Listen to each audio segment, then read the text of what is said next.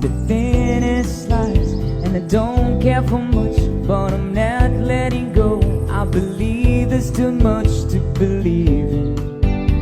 Itong lugar na makikita nyo ngayon ay ang Tinago Falls na isang kamanghamanghang likas na yaman na matatagpuan sa Iligan City, Pilipinas.